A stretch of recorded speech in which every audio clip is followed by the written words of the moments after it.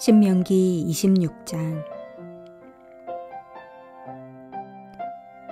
내 하나님 여호와께서 내게 기업으로 주어 차지하게 하실 땅에 내가 들어가서 거기에 거주할 때에 내 하나님 여호와께서 내게 주신 땅에서 그 토지의 모든 소산의 맛 물을 거둔 후에 그것을 가져다가 광주리에 담고 내 하나님 여호와께서 그의 이름을 두시려고 택하신 곳으로 그것을 가지고 가서 그때에 제사장에게 나아가 그에게 이르기를 내가 오늘 당신의 하나님 여호와께 아뢰나이다.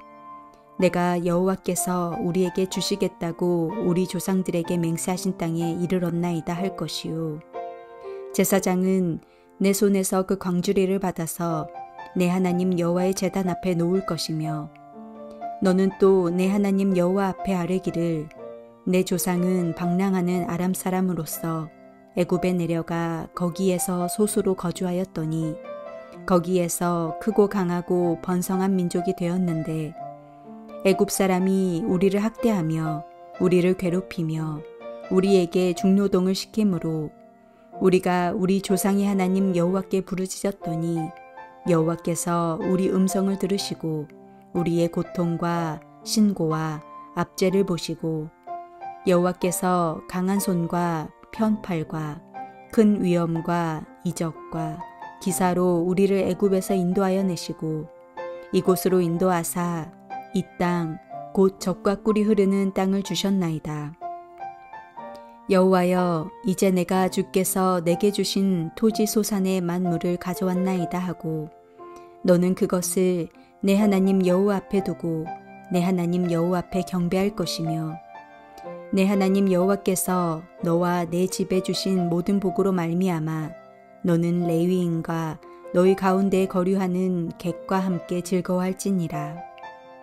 셋째 해 곧 11조를 드리는 해에 내 모든 소산의 11조 내기를 마친 후에 그것을 레위인과 객과 고아와 과부에게 주어 내 성읍 안에서 먹고 배부르게 하라. 그리할 때에 내 하나님 여호와 앞에 아뢰기를 내가 성물을 내 집에서 내어 레위인과 객과 고아와 과부에게 주기를 주께서 내게 명령하신 명령대로 하였사오니 내가 주의 명령을 범하지도 아니하였고 잊지도 아니하였나이다.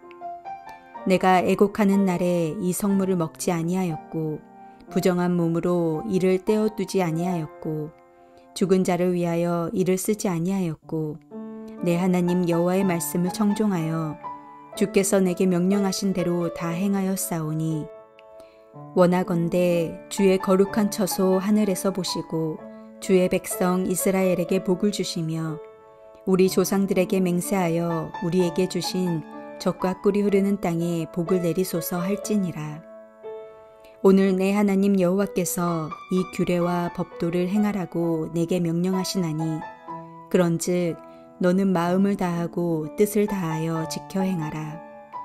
내가 오늘 여호와를 내 하나님으로 인정하고 또 그 도를 행하고 그의 규례와 명령과 법도를 지키며 그의 소리를 들으리라 확언하였고 여호와께서도 내게 말씀하신 대로 오늘 너를 그의 보배로운 백성이 되게 하시고 그의 모든 명령을 지키라 확언하셨느니라. 그런즉 여호와께서 너를 그 지으신 모든 민족 위에 뛰어나게 하사 찬송과 명예와 영광을 삼으시고 그가 말씀하신 대로 너를 내 하나님 여호와의 성민이 되게 하시리라.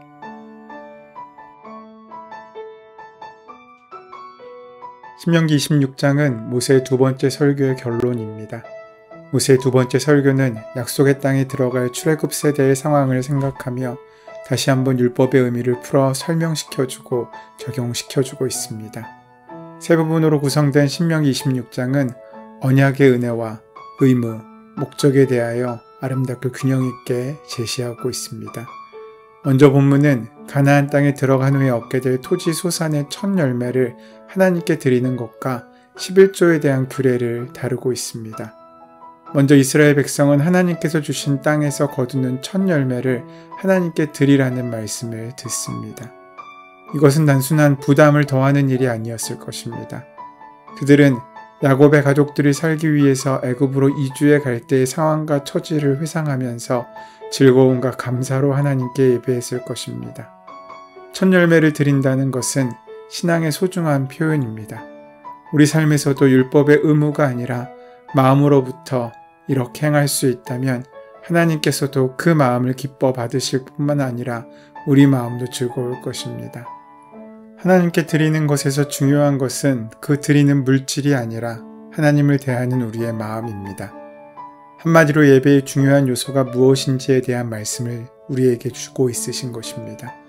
특별히 오늘 본문은 우리에게 첫 열매를 드리라고 말씀하고 있으십니다. 이 단어를 히브리어로 생각하면 레시트라는 단어를 사용하는데 개역성경에는 만물이라고 번역합니다. 맞이라는 뜻과 물건이라는 말이 결합된 단어입니다. 이를 새 번역에서는 첫 열매라고 번역했습니다. 이 레시트라는 단어는 첫 번째라는 순서를 나타내는 것보다 조금 더 깊은 뜻을 가지고 있습니다. 그냥 첫 열매라는 의미로만 보기에는 조금의 부족함이 있어 보입니다.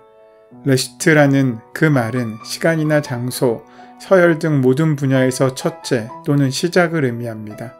그러니까 처음 수확한 열매를 의미하기도 합니다. 그런데 그것뿐만 아니라 가장 좋은 것을 의미하기도 합니다. 한마디로 처음 난 것들 중 가장 좋은 것이란 뜻을 가지고 있는 것입니다.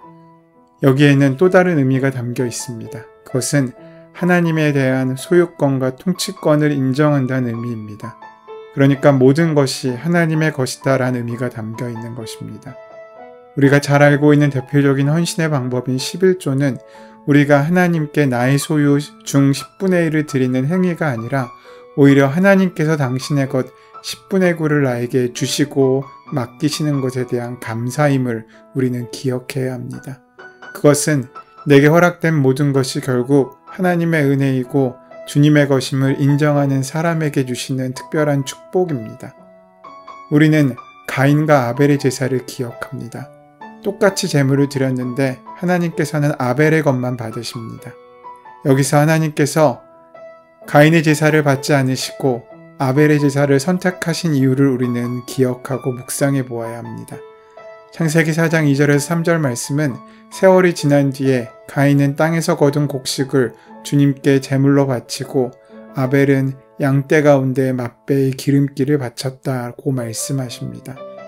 두 제물이 다른 것은 종류만이 아닙니다. 아벨의 제사를 설명할 때 성경은 맛배라는 단어를 쓰고 있습니다. 이번에는 새 번역에 이 단어가 등장합니다. 맛배는 만물과 같은 말입니다. 그러니까 이 제물의 차이는 종류보다 중심의 마음에서 드러납니다. 다른 말로 한다면 가인은 거둔 것 중에 하나를 드렸고 아벨은 맨 처음 것들 중에서 가장 좋은 것을 구별하여 하나님께 드린 것입니다. 이는 제물뿐만이 아닙니다. 하나님은 마음도 그렇게 받기를 원하십니다. 바울은 로마서에서 이렇게 우리에게 말씀하고 있습니다. 로마서 12장 1절 말씀에 여러분의 몸을 하나님께서 기뻐하실 거룩한 산 제물로 드리십시오. 이것이 여러분이 드릴 합당한 예배입니다. 라고 말씀하고 있습니다. 왜 몸이어야 하겠습니까? 왜 그것이 합당한 예배이겠습니까? 하나님께서 원하시는 것은 나 자신이지 내가 드리는 제물이 아니기 때문입니다. 우리가 누군가를 사랑하게 되어 결혼하게 된다면 나의 마음에 있고 우선순위가 되는 사람이겠습니까? 아니면 많은 재물을 대신하는 사람이겠습니까? 물론 정상적인 결혼과 사랑이라는 전제를 달아야 하는 현실이지만 대체로 결과는 다르지 않을 것입니다. 아무리 많은 재물을 받는다고 하여도 마음이 떠나면 우리는 공감하지 못합니다. 마음이 없는 사람과 이야기를 하면 허공해하는 것 같이 허망한 경우가 많습니다. 마음이 떠나면 우선순위에 밀리게 됩니다. 그렇게 떠난 마음은 어떠한 물질로도 돌이킬 수 없습니다. 마음이 없으면 연락이 뜸합니다. 그 사람의 표정에서도 느낌에서도 그 마음이 전해질 수밖에 없습니다. 사랑이 떠나면 아무리 많은 것을 받아도 우리는 행복하지 않고 그 마음을 만나지 못하는 한 우리의 마음은 세상이 어떤 것으로 채워지지 않을 만큼 공허해질 수밖에 없습니다. 우리 예배도 그렇습니다. 여러분의 예배는 어떻습니까? 정결한 마음으로 하나님께 드리고 있으십니까? 가장 좋은 마음을 가지고 하나님 앞에 나오고 있으십니까? 그 예배가 여러분의 첫 번째 것으로 하나님께 우선이 되어 드려지고 있습니까? 예배에서 가장 중요한 요소는 예배를 드리는 나 자신이고 그 마음입니다. 이어지는 12절에서 15절의 말씀은 신명기 14장에서 언급되었던 가난한 자들을 위해서 3년마다 드리는 11조에 관한 말씀을 전합니다. 하나님께서는 은혜와 선물로 주신 소득의 일부를 가난한 사람들에게 베풀어야 한다고 말씀하십니다. 13절과 14절은 그렇게 할 때 우리는 내가 주님께서 명령하신 그 명령을 다 행하였습니다 라고 말할 수 있게 되는 것입니다. 율법에 대한 온전한 순종은 우리가 하나님께 드리는 것으로 끝나지 않고 하나님께서 명령하신 대로 하나님께 드리는 그 마음으로 가난한 사람들을 위해 나의 것을 나누고 사용할 수 있는 것까지 이루어야 한다는 것입니다. 이웃사랑의 실천이 하나님을 사랑한다는 고백의 증거가 됩니다.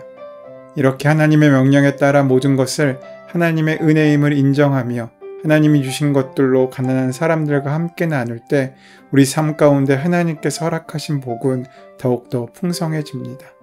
15절은 우리의 순종이 하나님께 복을 받을 수 있는 자격이 된다는 의미가 아닙니다.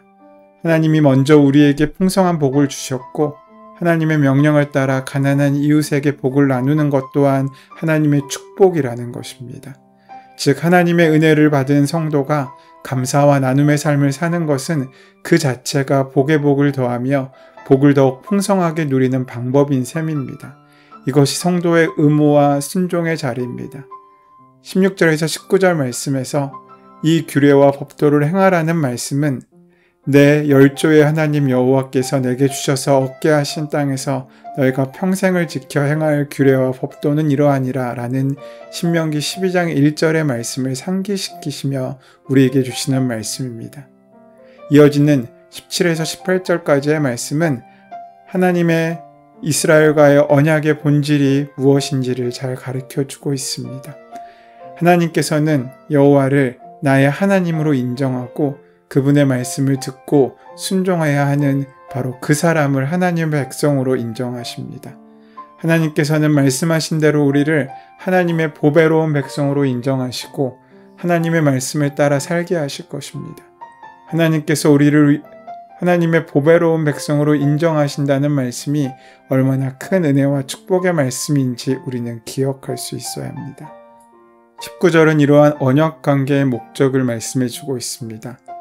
그 목적은 이스라엘을 모든 민족 위에 뛰어나게 하시기 위함입니다. 하나님께서는 너희는 나의 백성이고 나의 보배로운 소유이며 너희는 나의 모든 명령을 지키라고 선언하십니다. 그리고 나는 너희를 찬송과 명예와 영광으로 모든 민족 위에 뛰어나게 하고 너로 내 하나님의 성민이 되게 하실 것이라고 선언하십니다. 하나님의 선언은 약속의 형태로 주어집니다. 즉 축복의 약속인 것입니다. 첫 열매를 주님께 드리는 바로 그 마음, 우리의 가장 좋은 것을 하나님께 바쳐 하나님의 말씀으로 이 땅에 손해보는 것 같지만 결국에는 복이 되는 귀한 나눔과 섬김의 삶을 살아가는 사람들에게 하나님이 약속하신 그 약속은 반드시 이루어질 것이라는 것입니다. 성도는 하나님께서 이미 우리에게 베푸신 은혜를 기억하며 하나님의 말씀을 따라 이웃을 사랑하며 오늘을 살아갑니다. 우리가 그렇게 살 때 세상 사람들은 우리를 통해 하나님의 거룩하심과 사랑을 보고 하나님께 나아오게 될 것입니다. 그럴 때 하나님께서는 영광 받으시고 성도는 하나님의 은혜를 더욱더 풍성히 누릴 수 있습니다. 그 은혜를 오늘 하루 온전히 만나고 체험하시는 복된 하루로 살아가시는 저와 여러분 되시기를 소원하고 축원합니다.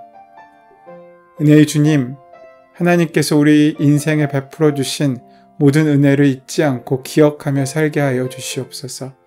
우리의 행복과 불행이 우리의 노력이나 물질의 소유에 달려있지 않고 하나님의 말씀을 순종하며 주님과 동행하며 사는 것에 있음을 잊지 않고 기억하며 살게 하여 주시옵소서. 예수 그리스도의 이름으로 기도드립니다. 아멘. 이제 허락하신 말씀이 오늘 나에게 하시는 말씀으로 붙잡혀지기 위하여 함께 깊이 묵상하시며 성령의 도우심을 구하며 기도하시도록 하겠습니다. 함께 기도합니다.